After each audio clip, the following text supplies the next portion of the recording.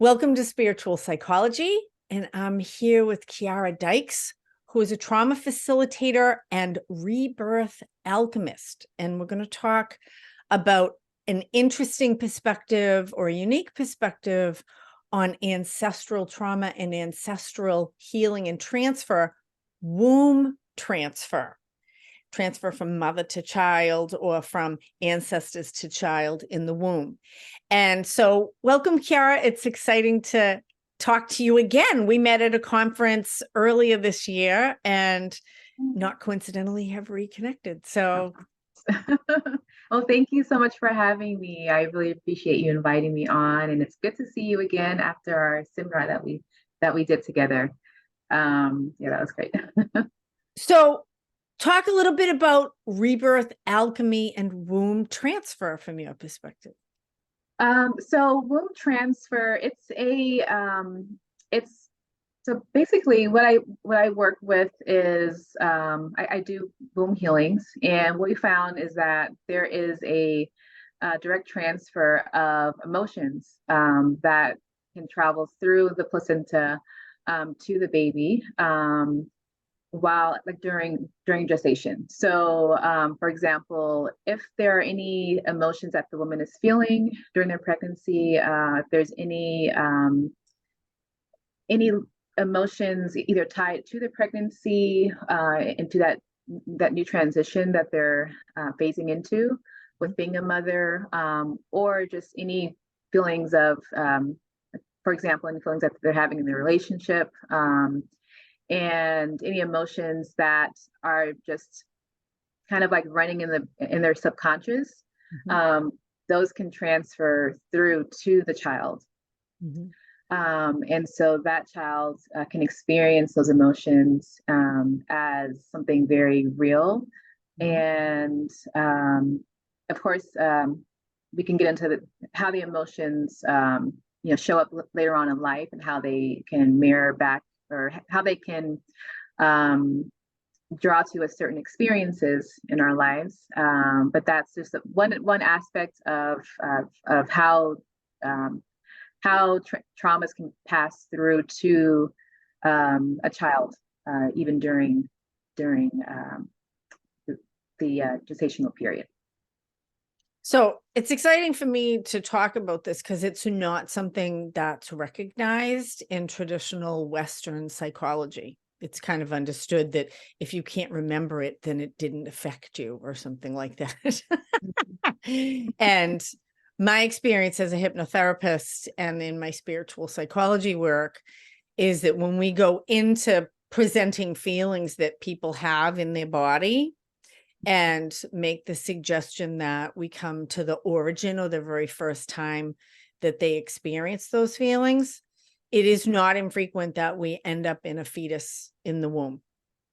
And the baby is experiencing this like stew of external feelings and is having their own reaction, either absorbing them or defending themselves from it, or the complexity that each of us has in any emotional circumstance that's kind of put upon us. And I'll be curious how you work with this healing, rebirth alchemy and womb healing. Yeah, so that's what in my work I've realized that there's a lot of individuals who experience who have memories in the womb of different traumas that they've experienced. And so the way I work with it is I will probably very similar to the way you work as well, in terms of getting more to like getting the client to access their emotions, and going back to that gestational time period, and being able to identify what emotions were not theirs, being able to distinguish which emotions belong to the mother and which emotions actually were their own. And most times, we'll find that a lot of those emotions were tied to the mother and what she was experiencing, and how she was processing information at that time, and how, yeah. So basically, there's a strong correlation between what the mother was experiencing and what the child would have been processing. And looking at the neurological, I guess the nervous system, and how the nervous system of the child, how that developed as a result of the mother's emotions. And I have a process I'll talk about in a minute of how I help people to separate from that and heal from that. But I'm curious what you do to help people to separate out those emotions that are theirs and what's their mother's. Mm-hmm. So the first would be identifying what that emotion is, and really being able to feel it. So as imagining themselves in the room, and how they, I want them to, and have them experience or describe like what their body is doing during that time, and how it's experiencing the emotion, and even maybe where it's experiencing the emotion, just to bring presence to it, and to acknowledge it, in the room, and bringing acknowledging that that experience, that feeling helps to open the pathway to actually heal it. And so we work a lot with energy healing, and using different frequencies, and different colors and lights to address those emotions that the fetus would have been, or that you'd have been experiencing in the womb. So I work with it a little bit differently, and I'll usually bring the person's awareness to the moment of birth. And then we bring the best adult self and whatever spirit guides or higher consciousness that they're connected with, whether it's aspects of God or goddess or the earth, or ancestors, whatever spiritual connections or help that people have, we bring into that psychological or historic moment of the person's birth. And then when the baby is born, we have the adult self as they are today in this kind of metaphysical or transpersonal experience, or the spirit guides receive the baby and bring the baby into present time, usually to a place in nature, a place of high resonance that's very safe and powerful, so that the baby can experience presence and care in present time, and is no longer kind of stuck in that trauma of that historic or psychological time. And so that's my experience of trauma, or my perspective on trauma, is that it's like a piece of ourselves gets stuck in that psychological time, and we lose access to presence and how we are right now. And so, and then looking at the relationship of the adult self with that infant. And so that the adult self, the adult ego state, I like to call it, can become the healthy parent of that part of themselves, that wounded part of themselves. And that is usually really profoundly transformative. And then there's a secondary piece of work, which is called power exchange, which is to bring this infant part of the self into connection with the higher self of the mother. And that there's an exchange of, again, usually facilitated by some kind of spiritual guides, of anything the child's taken on that doesn't belong to them, to give back to the mother or let it be drained away.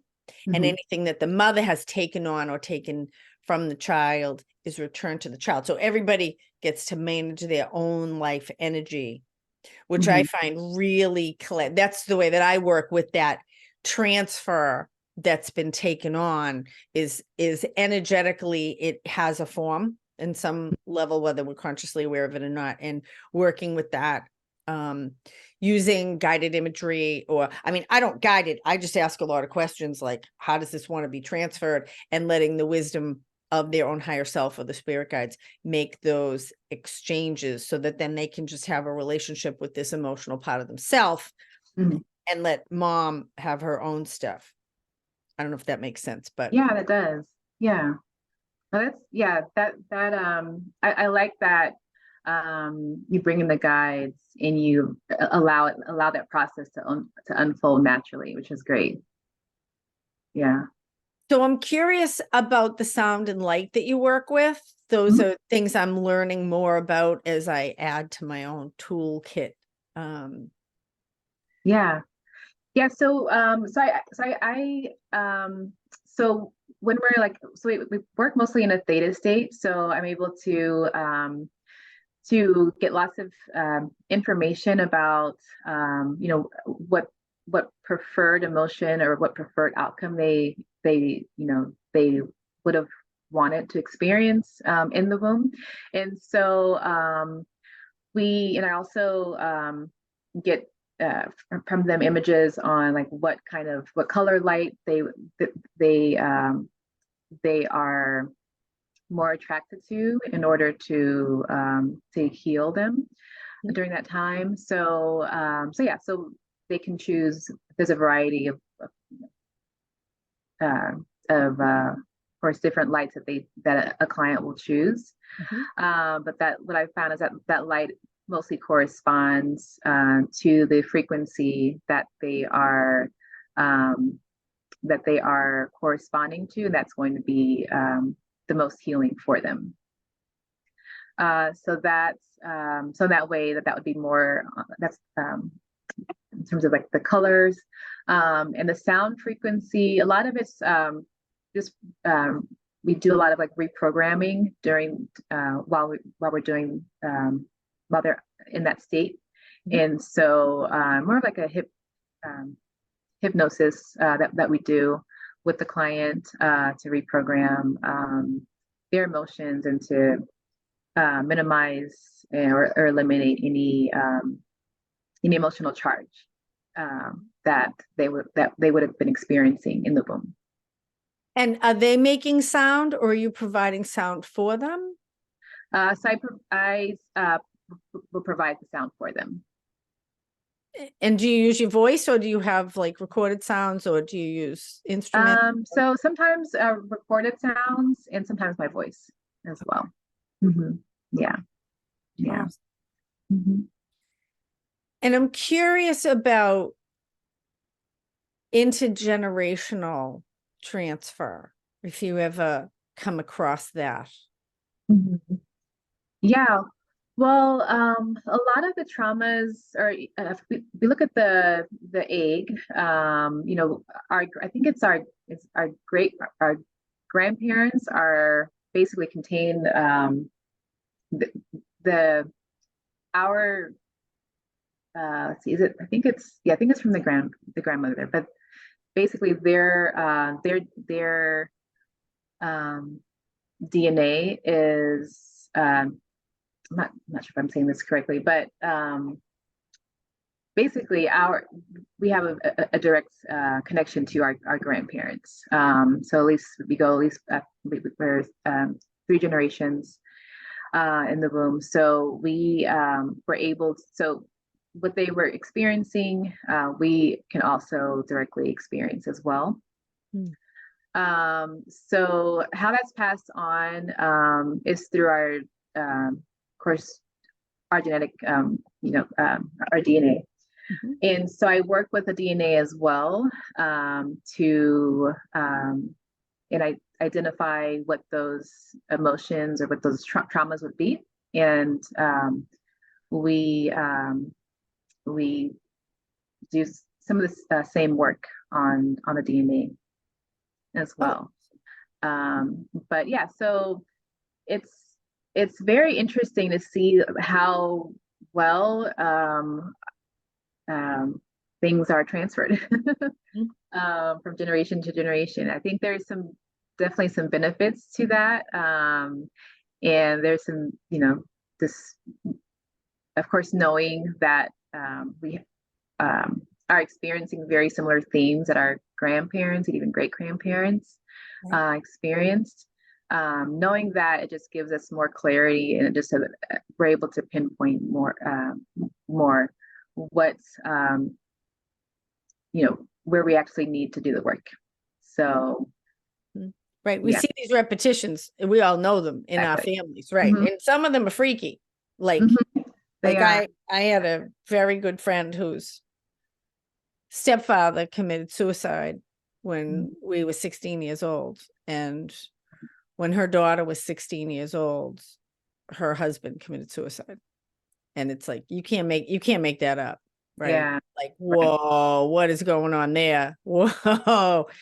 As far as just these cycles, is very intense. And being able to have an opportunity to stop those cycles is what, for me, the really one of the big gifts of ancestral, aside from feeling better ourselves, Yeah. we get to stop these cycles from moving forward to the next. And when we do our healing, my own experience, I don't know if you experience this in your work, is that the ancestral energies, the spirits that went before, also benefit from the healing work. Yeah. And also our own family members as well. Absolutely. You'll often see that once you start doing this work, you'll see changes in your parents and your siblings, basically all around you. So that's one of that is a great gift to be able to not only affects your life, but affect the lives of others around you. It really does, even though this is happening all in the present, that we're doing this work, it does, knowing that the past is also really not the past. It's still, it's still in the present. Um, there's no fixed past, like there's no fixed future. And so what we're doing now does change the past in a way that can affect all generations. Right. Mm-hmm. Yeah. So I'm curious how you came into this work. So let's see, going back, I when I was a kid, I used to my dad was he was in the I'm not sure if you're familiar with the religious science church, Yep. metaphysical church. So I got a lot of teachings on metaphysics and the power of the mind, and I was always drawn to that scope of work and philosophy on life. And I I love science as well. So I remember I was living in DC back in 2015. This is when I started, getting into or learning about epigenetics. Mhm. And so that came into my field back then, and I was really fascinated with how emotions and traumas can affect or that you may have experienced as a child, or even in the womb, or going back ancestrally, how that affects your life today. And so I was really really curious, and I remember seeing a YouTube video on this lady who teaches a modality on trauma healing, and so I was like, I need to learn more. So I went to this week long seminar, and yeah, I thought it was going to be, just out of my own curiosity, and maybe I would apply it to my own life. Then I quickly realized that it was something that I wanted to share with others, because it was, so helpful and so efficient. I've, experienced talk therapy before, and I just, there's something about it that I didn't connect with. Um, in terms of efficiency. And so this work I was drawn to, because it really got to like the meat of just the heart of the issue really quickly, and allowed you to go to work through whatever your you know your themes are, issues are. So yeah, so I started that way, and then since then I've taken I've learned hypnotherapy and some other modalities as well that have assisted me. So yeah, Awesome. that's yeah. So are there any takeaways that people at home could have if they want to start some of their own womb healing or their own trauma healing or ancestral healing work? Yeah, so one of the first things I would do is, really, the best thing would be is to have a clear mind, to go into any kind of self healing with the with a clear mind. So and whatever that looks like to you. But I start off with some breathing techniques. But the goal in the beginning would be to identify what it is that was that you were experiencing in the womb. So just if you start, with the healing exercise, and of course closing your eyes and really getting into a very tranquil state, start to imagine how you felt in the womb. Did you feel relaxed? Did you feel somewhat awkward? Did you feel uncomfortable? Just try and access what that feeling was.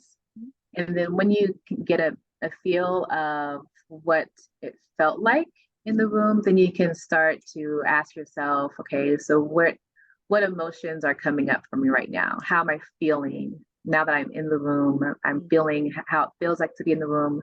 What am I experiencing? Are there any emotions like shame coming up?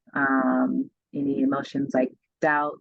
What kinds of emotions are you feeling in your body as you're imagining yourself in the womb? That just starts to bring presence to what it is that you're that could have been transferred over to you in the womb. And so from there, you can start by bringing in a bright light of your choice. You can choose a light that brings you peace, that brings you calm, and start to, surround yourself with that type of healing light. So that's how I would start. And then, definitely think about what it is what emotion you would have preferred to feel. Okay. And start to identify that emotion that you're experiencing, acknowledging that emotion was from your that emotion was not yours. That was not yours. You're just experiencing it, but it was not yours to keep. So so I would start there. Awesome. So, and if people want to do more work with you, how do they get in touch with you? Yeah, so they can go on my website, kiarradikes.com. And they can reach out to me there, sign up for my newsletter, and you can get more information that way. Awesome. Yeah. And if people want to do some ancestral healing work, I have a workshop this Saturday, September. And if people want to do some healing work on their own ancestral trauma with me, I have a workshop coming this Saturday, November 18th, from 12 to 4 Eastern, from 9 to 1 Pacific. And we're going to be looking at ancestral transfer, how to separate from that, connecting with our positive ancestors and the gifts and offerings that they make to us, and really coming present and owning our own space, separate from what has been given to us and what does want to be transferred that's positive. So if you want to do that work, you can sign up. There's a link in the show notes below and a link to Kiarra's information below as well. And Kiarra, thanks so much. It's been great to talk to you. Thank you. It's very nice connecting again with you as well. And blessings on the work that you're doing. It's really okay. Yes, thank you. Okay. Bye now.